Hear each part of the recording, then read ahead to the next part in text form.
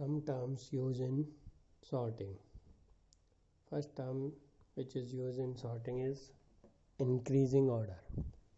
When the successive element is greater than the previous one in any sequence of values, then it is said to be a in increasing order. Let us see example 1, 10, 18, 20, 25, 30 are in increasing order. There is no element which is equal or smaller than its previous element. And in case of decreasing order, second term is decreasing order, and in this, when the successive element is less than the current element in any sequence of values, it is said to be in decreasing order. 90, 80, 79, 65, 40, 30, 10, all these are in decreasing order. In sorting, there is another term, non-decreasing order. In non-decreasing order, when the successive element is less than or equal to its previous element, then the sequence is known as non-increasing order. It means there is no element which is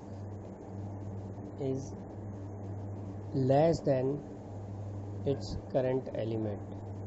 Means it should be in decreasing order or equals. As same as this, there is another term which is non-decreasing order. When the successive element is greater than or equals to its previous element, then this sequence is known as non-decreasing order. Here this is opposite of non-increasing order, in which there is no element which is smaller to its current element, so that we can say that it may be more than, greater than, or equal to its current element, as shown in figure, as shown in example 1, 3, 6, 8, 8, 17, 26. There is no element which is smaller than its previous element. Instead, there is element which is equal or greater to its current element. So that is non-decreasing order. In sorting, in C and C++, there is a different type of sorting available, which is based on different techniques which is used in sorting.